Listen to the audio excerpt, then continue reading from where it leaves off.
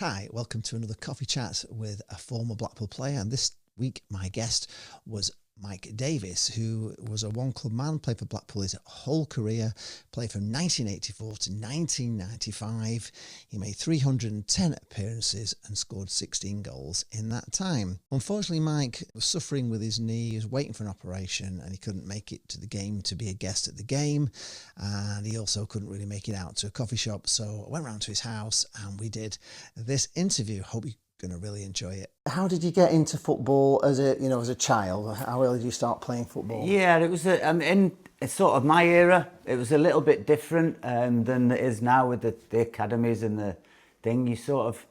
I was over in Manchester, and Blackpool had some scouts out there, and so you sort of only played when you were 14 for the school team, and then Trafford was my borough, and for Trafford boys, so they sort of watched them a little bit. So I got spotted playing for Trafford boys, and then was invited over to Blackpool a couple of times in the school holidays, where they had what they would call camps, or now I suppose, or it was just trials and things. So that was how I came over to Blackpool. But I also went over to lots of different other clubs. So I remember, I went to Man City a lot, and Oldham, and then a few other, West Brom and that. So I went to a fair few, but sort of chose,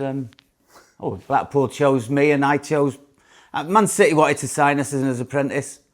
And, but I was, if I was to say I was Mike at Blackpool and I was Oi at Man City, that sort of made my choice at a young age of who I was. Then we chatted about his move to Blackpool, when he first made it into the team, and the fact that he started out on the wing. I came to Blackpool and I was offered an apprenticeship. Came and moved to and lived in some boarding house in Central Drive, Mrs. T's, where everybody was. So when I moved in, so Paul Stewart was in, and bits of Dave, so they were all in digs. So we stayed there. I was in. So you're cleaning up. So you're a sort of a cleaner and a groundsman, all in one. And then it took us. I think it was I played the last 3 games of the 94 season, 93-94 season. How old were you then? I was 18. Oh, right, okay, so you broke in at 18. Yes. That's good. Yeah, so it was, the manager used to pin the team up in the dressing rooms at Squires Gate. So I came one day, Friday, I never even looked. I didn't even bother looking before that, and somebody said, you better need to go and have a look. Yeah. So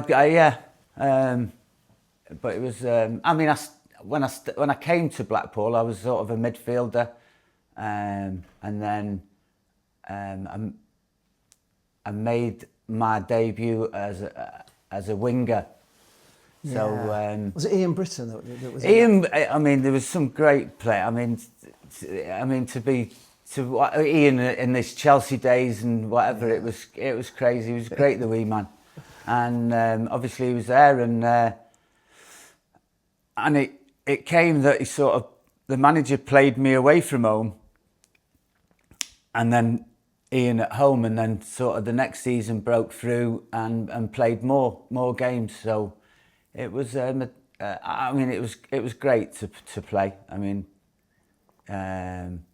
because that's what you want to do. Yeah. Just play for the first team. The next thing we chatted about was, did he have any superstitions? I wasn't very superstitious. I sort of used to get ready, and I'd put all my left side stuff on first. So I'd put my boots, my shin pads, and whatever, and then do my right, and that was about it. But there was something later on in my career when we were if something went really well, I'd try and do the same again. So yeah, it was Mark Taylor, my mate, left to go to Wrexham, and he came to my house, and we started drinking at our house, and it was the Friday, and we got a bit too much in, and we were playing the next day.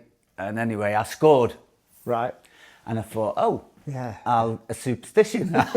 I'll try this again. And I tried it the next week, and I was absolutely rubbish. That was a quick superstition that I knocked on the end. I mentioned earlier that he scored 16 goals, but there was one goal in particular that is part of Blackpool history, so I asked him all about it. I used to speak to Walshy a lot, and his was the second best goal that was ever scored for Blackpool, and mine was the best at Preston. Indeed. Yeah. So we used to go and no, it wasn't a great. So when I played on the wing, I had a couple of good seasons where I think I got 7 and 5 in the season, and then I went back to right back, and they dried up. Yeah, cool. Yeah, cool. I used to stop when I got to the halfway line, so there was no way to. So I didn't get sort of one a season after that. It was like. But so they were always very, very good. So you were playing. Were you playing in defence against Preston on Yes, yes. So you were. So what were you doing? It was a training ground. It was set up from a corner. It was a move that was practiced. I'd be at the back. Yeah. So we'd leave 2 at the back, and I was in front of the striker or whoever they used to leave up. And then I'd make a late run, right, and get the ball there. So it was either a cross, and I don't know what made me shoot, but I just shot and it went in. I don't know why the keeper dived. I say this from day dot because he wasn't getting it. He was never going to get it. No, he was never getting it.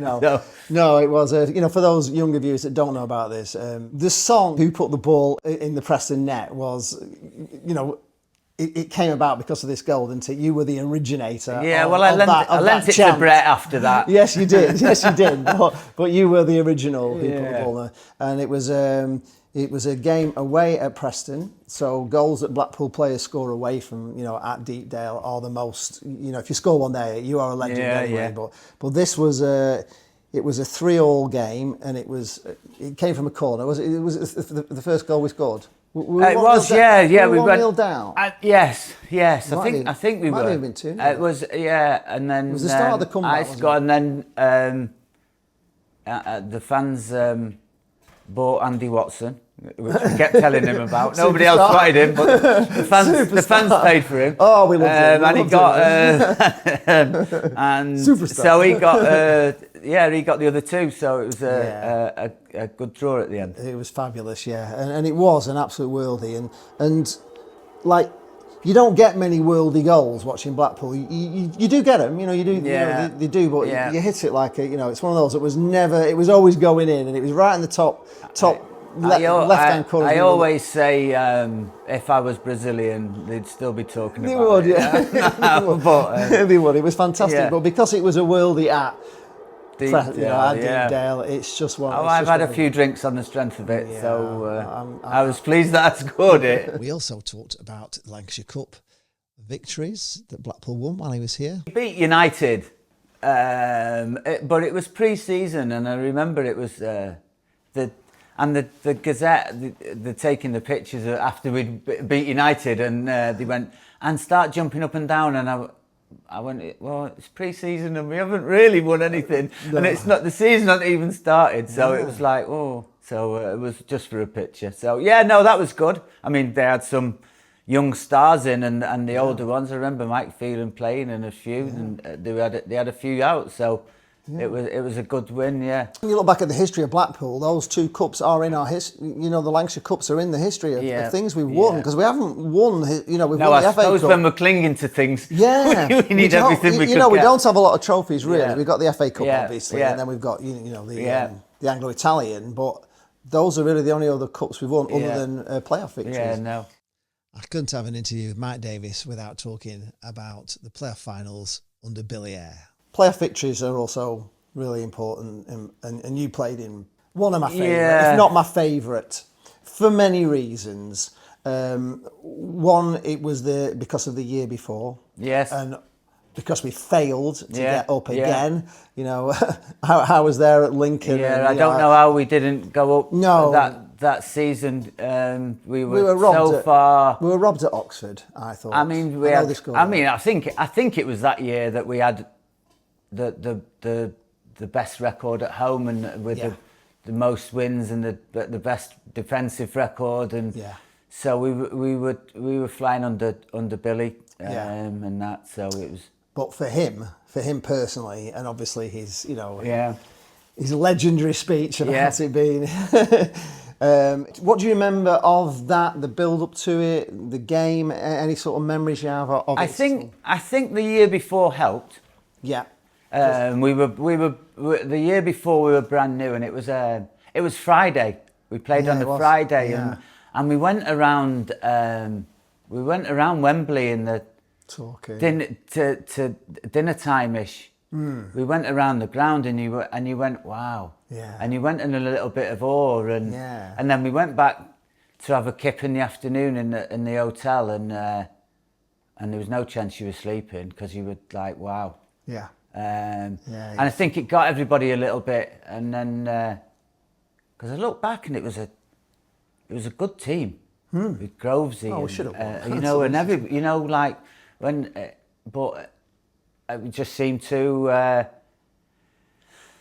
do a lot better through, for me personally, through playing the year before there, and but it didn't go to plan, and then so luckily enough I was dragged off and wasn't involved in any penalties, so that was so obviously you were watching it the penalty shootout. What was that like as a player? Because as a fan, especially the pressure on it was unbelievable. I mean, there's not a lot you can do. You're either watching through your fingers, or you're watching it, or you're not watching it. I mean, but it all worked out well in the end, and we got promotion, and I think out of everything, winning promotion in the playoffs is a better way of doing it, because you've got everybody there that's celebrating and you're doing it. Don't get me wrong, we got promotion in 85. Was it 85? Yeah, we won at Darlington and got promotion. And that was great, but it wasn't like that, because you were celebrating at the end. You were celebrating coming fourth or whatever. But you got promotion. Promoted, So it was really, really, they were great times. It is, without a doubt. I agree with you. Going up in the playoffs is the greatest way, but it's also the hardest to lose. The worst thing to go through. And the pressure, it's not an enjoyable, as a fan, it's not enjoyable, it's really about, I mean, it must have been whatever, because of the year before, we're not doing this again, and whatever. And did you go to Car? I did, So you know what it's like as a fan. It's terrible. It's just agony, isn't it, really? I took I said to my son, shall we go? And he said, yeah, and then everybody wanted to go, so it cost me a fortune. We also talked about getting automatic promotion by winning at Darlington and what that team was like. You were there at Darlington as well, weren't you? Yeah. Sorry, I was a young lad, and it's all stupid because I messed about and whatever, and was a bit lively, and all the senior pros were at the back of the bus, and I was only young, so I was sat at the front of the bus, and they come and tapped me on the shoulder and said, "Come on, let's get to the back," and that. Yeah, it was probably one of the best away performances we've ever done. I mean, nobody'd know anymore, because you used to have to walk miles to all these grounds, and you used to have to walk around the cricket pitch to get to Darlington and everything. So when I was younger, you obviously get all the skips off and everything on the bus, and you have to push your miles going to Darlington. So it was a great day. I've not known anything like it as a young player, and that, and then to get that. And anyway, they wished they'd never invited me to the back of the bus, because I was going berserk at the back of the bus. So, well, on the way home. Yeah. Well, obviously, Eamon was quite a good friend of yours, wasn't he? So, what was he like? Because he obviously played. He was phenomenal. I mean, to be fair, I mean, when you in that era, people that had played at the higher levels dropped down a little bit, and to have those people, I mean, the likes of Eamon and that come into play, I mean, It was just a really. People talk about dressing rooms, and I don't think I've been in a better dressing room than that for different reasons. For everybody pulling together, and for it being mad, and for it being ruthless. I mean, anybody with mental health issues shouldn't go anywhere near that dressing room at any stage of their life, because you just got hammered from day one. It sort of gave you an upbringing. If you could deal with that, you could deal with anything. Absolutely, yeah. I mean, I was going to ask you who was the comedian in the dressing room, but I've already asked Eamon and he told me it was you. I mean, people sort of had their own ways of pre-match stuff, like you're saying about things, and there was people that'd sit there and read the programme. I just used to mess about, and I'd always get caught and be in trouble by the manager. So if we were away, we'd have a meeting before we had pre-match. So we'd come into a room, have a meeting, and he'd have his dry whiteboard or a flip chart, and I'd be there standing up with a pen and taking the mickey out of the manager, and then he'd walk in through the door, and then I'd be in trouble again. And from there, Mike just carried on talking about some of his favourite memories and memories of his time at Blackpool. You talk about me playing at one club, and so we played at Darlington again one year, and we were getting beat 1-0, and we scored to make it 1-1, and it was the last few minutes, and it was when you could pass back to the goalkeeper, and I got the ball, they kicked it out, and I got it, and I thought, oh, I wasted a bit of time here. And because we got to the draw, so anyway, I passed it back to, I think it was Billy in goals, and it got cut out, and they scored 2-1. So I've gone, oh no, and so we took the kick off, and the whistle went, and I've gone, oh no. So I don't know what dressing rooms are like now, but I knew what this one was going to be like. So I was only hoping for a big hole to come and swallow me up. So I had gone and got in. Anyway, there's some tea flowing around the room and everything, and it was Sam Ellis, and I was never ever going to play for the club again because I'd made this big rip. So I was training with the kids for a bit. And I played in a reserve match, and it was Huddersfield. And he came to me afterwards and he went, oh, Huddersfield's manager's just come, Mick Buxton. He said, how much to buy me? And I was trying to say the right things to the gaffer, and he said, do you want to go? And I went, no, I'm going to stay and fight for my place and whatever. I think I'll get back in. So then Friday comes, the board goes up, and my name's back in. And we were playing at Derby, and Eamon had dinked 2 balls in. I think I'm not sure where Eamon got the 2 goals. Might not have been. Anyway, we won away at Derby. And I'm in the bath afterwards going to the lads, me being silly arse again. Oh, I knew it couldn't be long. He couldn't keep me out of the team forever and everything like this. And anyway, and Walsh was saying, Mick Walsh sent off, and oh, why? What did the manager? But I didn't know that the manager stood behind me. I said he couldn't possibly keep me out. He knew what I had to play. And anyway, I turned around and then he was there, and he's gone, like, shaking his head at me again.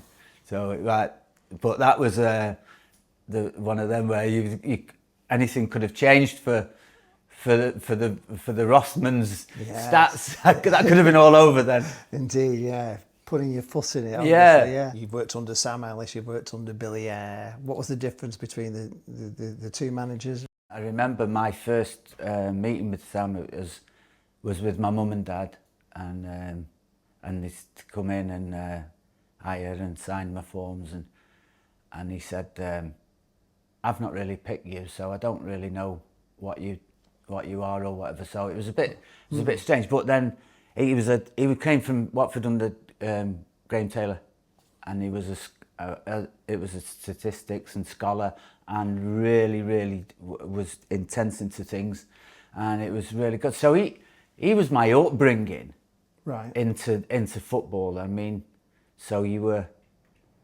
you know, I loved the tackle, so that suited him. Yeah. And I mean, now you can have you can't have a bad game in my eyes, and how we were brought up. You can't have a bad game without the ball. Yeah. You can have a stinker with the ball. Yes. But you can't have a bad game without the ball. No. Because you can run about, you can tackle, you can be in the right place, and you can make things work. Yes. And so he was my upbringing. Billy was the luckiest manager in the world because we had Graham Carr the time before. So, and Graham Carr used to, we used to run. Monday, Tuesday, we used to run. Right. We didn't even see a ball till Thursday. Oh. Which as a footballer, I didn't sign up for an athletics club. Yeah. More about so it was a bit of how we were. So I don't think we won a game till September or under him. And he got signed and Billy took over. Yeah. Don't get me wrong, so there's two things for it. We were fit. Yes. But then Billy took over and he was a football man. Yeah. And so we were footballers again. Yeah. And it worked. and we had a good team and we just clicked. Yeah. So we went on an unbelievable run, and like you said, I think we'd have still been playing now at Lincoln, and we wouldn't have scored. Yeah. We had to get one game, and it wasn't happening. It was kind of just. Sometimes things are just destiny, aren't they? You know, Yeah. we fail, but then we get the parade. Obviously the sad bit that Billy passed away and spoke to his family and things. And I used to say my memory of Billy was him sat at the front of the bus. He used to get on the bus after a game. So whatever was going on at the back, he didn't know about. Well, he did know about it, but he didn't know about it. He used to just sit at the front of the bus, facing the driver, through the windscreen, and look that way all the way home. Really? and never moved. So it was just the back of his head, and he didn't move. So he was. He sort of knew what was going on, but he just he was a great man. A great man. I think out of all the all the managers that I did work under, I mean, it was only a short period, but Sam Allardyce was very good. Yeah, he was he was another scholar of football.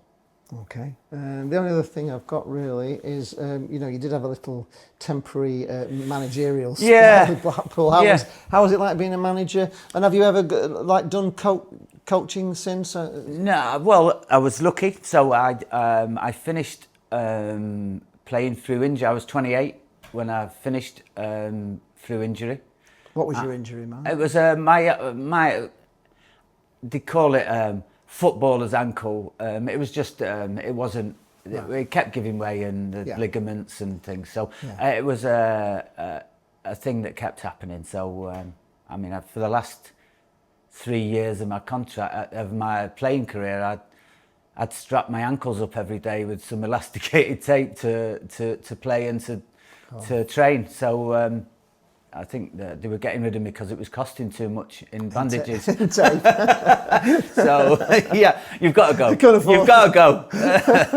So we did that, and then Sam offered me a job to be the reserve team manager. Yeah. And the under-16s coach at the School of Excellence, and I took that, and it was great. I think it took me 2 years to stop being a player and thinking that I could mess about and I was really staff and shouldn't be doing the things that I was doing. So it was good. No, so I like that. I mean, you did bringing up the kids, the under-16s. I mean, Danny Coyd and people like that came through, and Clark Carlisle, who we still speak to now and things. So it was a nice thing to carry on into football, and did my coaching badges, and then Sam left,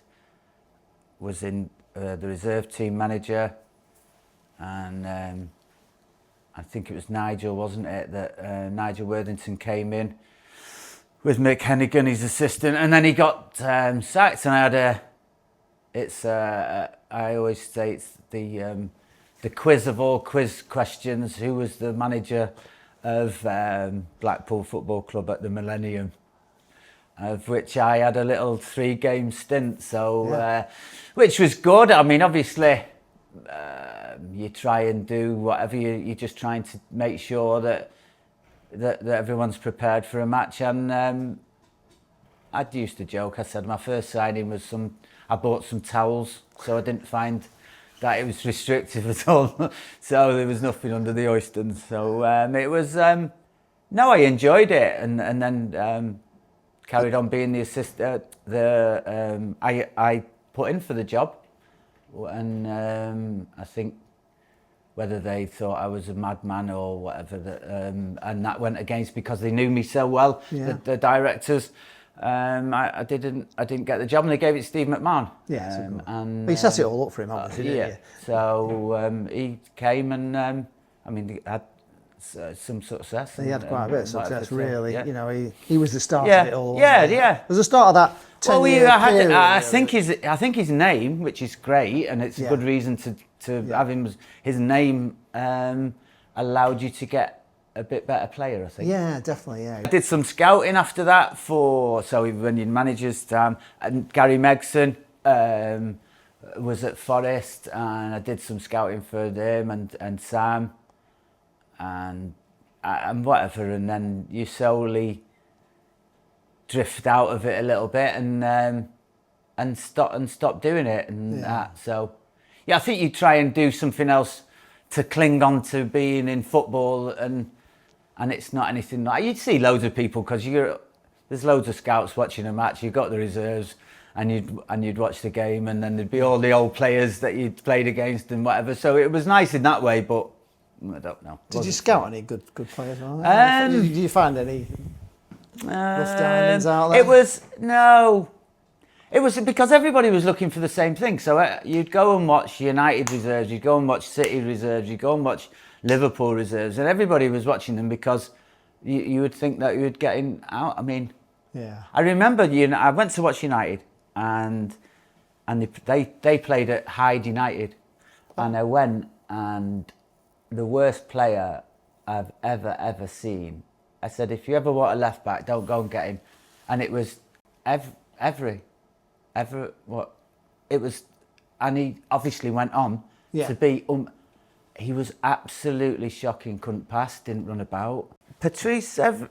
Patrice Evra. Yeah, he was garbage. And he was garbage. Yeah. But reserve football was like that. I mean, when I started, the Central League, if you were a kid, was brilliant, because we hardly had any players.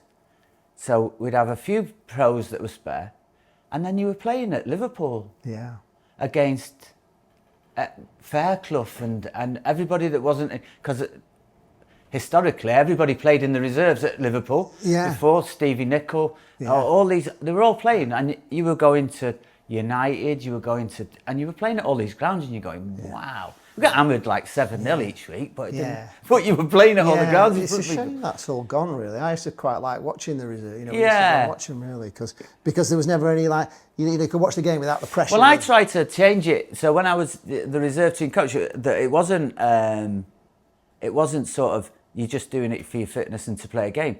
It meant something. So so you can't practice playing. So if you're not playing properly, you're not. So we sort of all guns blazing and sort of had everything going, which didn't please a lot of managers, but we weren't bothered. My dad was in local football in Manchester, and his mate was a referee, and he was called Pip Wright, and I used to look at who was refs, and it came in, and I used to go and knock on the ref's door, and I used to say, Mr. Mr. Wright, my dad says hello, and he hadn't. And I'd gone, and then he never ever booked me. So I felt sorry for the left winger that day because he just got booted to bits and trampled on because I knew I wasn't going to get booked because my dad said hello, which I don't think happens now, but I truly enjoyed obviously we got beat at Wembley and there was defeats and things, but I truly had a wonderful time playing the whole of my career at Blackpool. Yeah. You don't, there was a couple of times when, like I said about Huddersfield, you don't know whether somebody's coming for you or whatever, because it was a different era. The managers dealt with that and did all that. So I was always more than happy with what was offered to me, contract-wise, and just stayed, and it was brilliant. You end up staying in Blackpool, obviously from Manchester, but never went back, and then still here.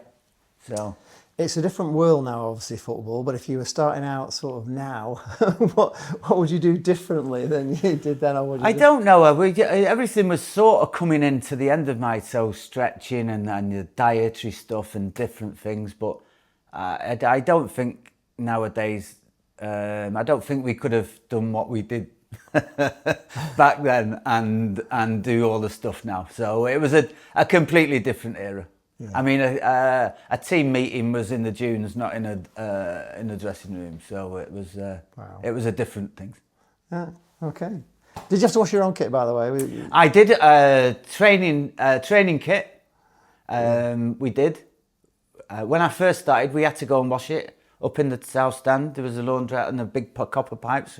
We had to get them ready for the next day. So we were in charge of changing the kit, but we did have to wash our own training kit for a few years. Yeah, it probably did you the world. And then it came that they didn't. So I was probably staff then. I was on the coaching staff when we started not washing our own kit again. Every Blackpool player that I've spoken to in whatever era talks about this, the sort of the bond the Blackpool players seem to get, and they all seem to get that. I don't know why it is. Probably because we're out, everybody kind of stays local. Maybe. A lot of people came to Blackpool and then never. And there was a lot in my era, the Dave Sorella and Dave McNiven, and when they came and they stayed. I don't know that it was just because they moved to St Anne's and it was nice and they were coming to the end of their career and then they had kids and it was just timing, but lots of people stayed. Yeah, definitely. They do retire in Blackpool. A lot, well, even back to Mort, Yes, he had all the shops and everything. So it's Anyway, thank you very much for everything you did. Thank you for thank you for putting the ball in the back of the net against Preston. I think it's not my only one. I did score a bit, and I keep trying to remember everybody that I think it was in the Milk Cup that I scored at Deepdale. Wow! So I've got a goal on grass and on plastic. Oh well, that's you're a true legend of Blackpool. No, thank you. Thank you very much for your time. Thanks a lot for watching. Hope you've really enjoyed the video. And if you have, please give the video a like. If you haven't yet subscribed, there's a little button down there that you can click on. And also, if you'd like to support what we do and help me do more of these videos, there is a QR code. You can scan that and you can buy me a coffee. Thanks a lot for watching. I'll catch you in the next one.